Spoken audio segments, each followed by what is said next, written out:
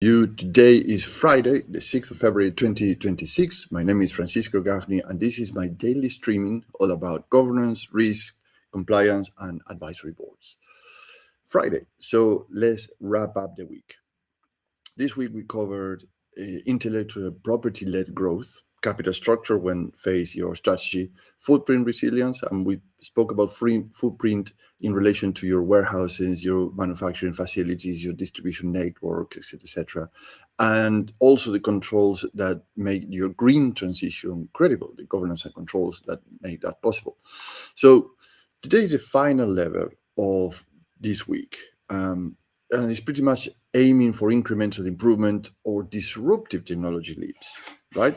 So I'm using a UK international public company that is listed on the London Stock Exchange as an example, but you can translate this example to any industry really, because actually you will see the principles are the same.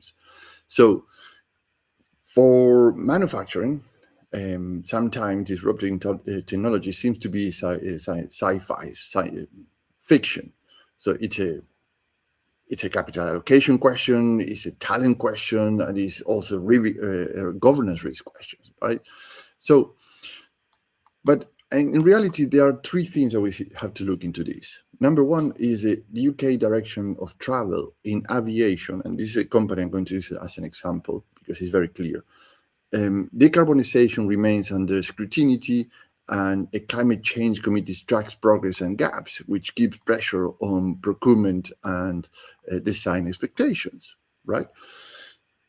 There's a second problem, which is the Department of Transport's Jet Zero strategy sets out the UK government's approach to decarbonization aviation, shaping what credible investment looks like across the supply chain.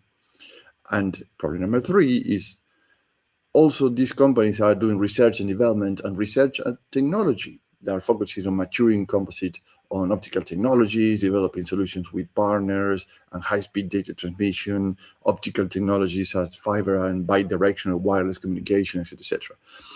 So I'm going to say that this is a tension in one paragraph. Keep improving the current systems or place bets on the next one. And you see aviation now developing fiber optic, high-speed data transmissions, etc., bi-directional wireless. What have to do with Jet Zero strategies and decarbonization? Well, because that's the key. That's why we say that is incremental improvement or disruptive technology leaps, right? And I'll give you more examples further down because actually this is quite interesting, but this is a key word. Why aviation is doing high technology intellectual property software development and bidirectional fiber optics when their main business is airplanes and engines.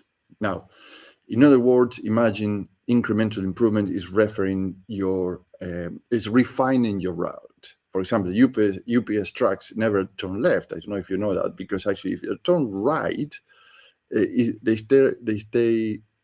they turn left, they stay in traffic longer. So their route extends in time, and time is what they need in speed. So a disruptive technology is choosing a different way to do things. For example, drones that deliver directly to the balcony. So they don't have to do anything else than just shoot the drones to the air, coming back and deliver right to your balcony. So they don't have to do the traffic jam. They don't have to go through going through the building upstairs, etc., etc. So boards defaults on incremental work because it's easier to justify. So you can point the near-term savings, you can attach it to an existing program, and you can measure progress quickly. But incremental work has a ceiling, right?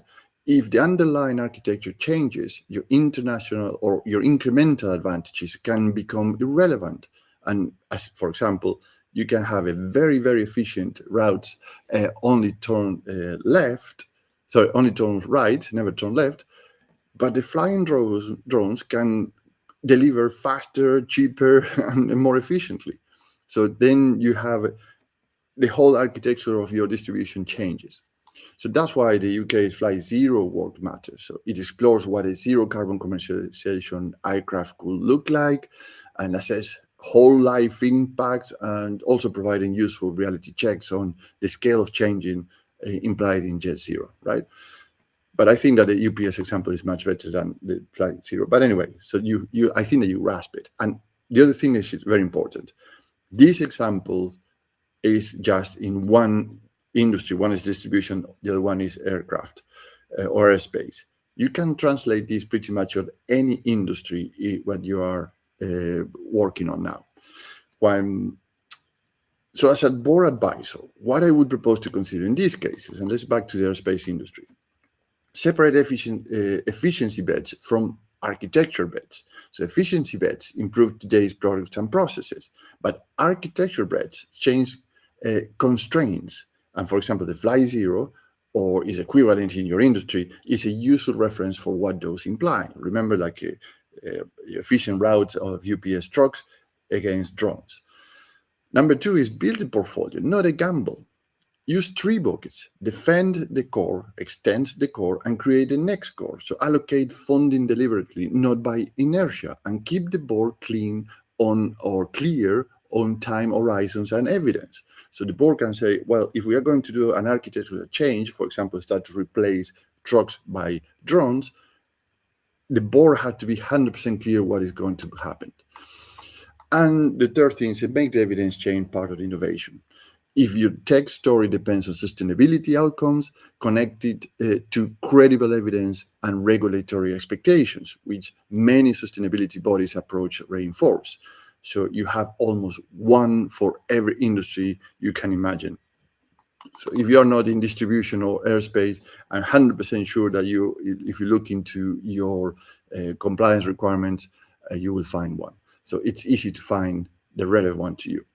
And here's a board question I used to go through the hand waving, like the guessing or the second guessing, the finger in the air, as they say. If this bet works, what changes about our position in the supply chain, right? Do we become harder to replace? Because you're not going to do this just for the sake of it. So you want to be harder to replace for your customers and your suppliers. Do we own more of the system? So can we grow and expand? Do we move from unit price pressure to platform value? So remember, we spoke about how we distribute our IP. On Monday, we spoke about intellectual property, what are the things that we provide to the market that is not our just core business, because our intellectual property can be licensed, we can receive royalties, can be training facilities, testing platforms, etc., beside our own core business. If the answer is nothing changed, but we will be a bit better, it's an incremental bet, right? Like replacing, diesel engines for electric vans, right? It's an incremental bet. It's not really an infrastructure bet. If the answer is our role and economics change, it's an architecture bet. So that's the whole system change, like a drones delivery. So there is also a government point here. Actually, there's another point too, which is people. But the government point is disruptive bets fail when the boards demand certainty too early or allow hype to replace evidence, right? So if you are too hype or you say, we want to make 100% sure that this is going to work, probably you're suffocating the initiatives. So a single stage gate approach works here. So define what evidence must be true at each step, what patterns are required, and what qualifications path is realistic. And if you cannot name the dependencies, you really don't have a plan. You have a big hope there. And I mentioned people too. Don't forget people. Disruptive bets usually needs different skills: systems engineering, certification expertise, digitalization, safety and security. And when I'm saying systems, it doesn't necessarily need software. It means actually your workflows, your processes, your activities, how start from A to Z. If your talent plant is only hiring for today's operations, your disruptive strategy will stay on paper. So you don't want to progress that much. So the same is true for suppliers. If your sub-tier cannot scale with you, your leap becomes a bottleneck because you are far ahead from the people that are supplying to you. Now, why does this incremental or disruptive technology leap approach matters? For three things: outcomes, differentiators, and risk reductions. In terms of outcomes, you apply the assets lens to your innovation portfolio to decide at board level which bets build defensible assets and which are only about process optimization. In terms of differentiator, you anchor disruptive choices in UK evidence and policy reality, for example, using Flight Zero, the Climate Change Committee, and the Jet Zero. So you invest with eyes open. And this is an example, by the way, the Flight Zero and Jet Zero. You can easily find, as I mentioned earlier, the equivalent in your industry. And also it's a risk reducer. You build a board ready on an innovation memo format that forces clarity and evidence, right? It's an innovation memo. So force clarity and evidence, dependencies and claims. So you do not overpromise and underdeliver on scrutiny, or when the scrutiny rises and people start to ask, what is going on here? What is this? So let's wrap up the week. On Monday, we mentioned intellectual property creates pricing power. Yeah, you have different revenue streams because of your intellectual properties. On Tuesday, we spoke about capital creates runway when your recapitalization is meet the strategy or fight your strategy because you are shorter in the runway, shorter than you thought that you would be. We spoke on Wednesday about the footprint, what creates resilience, meaning that actually if you translate your manufacturing facility into another country, because not necessarily it's cheaper, because actually creates a lot of disruptions and trust questions. Yesterday we spoke about footprint creates in the going greener, which is the evidence that creates credibility, and today about the bet that create the next cycle of value to your organization. So one action you can take home today, and it's doable in 30 minutes or less. Pick up one innovation project and write one paragraph.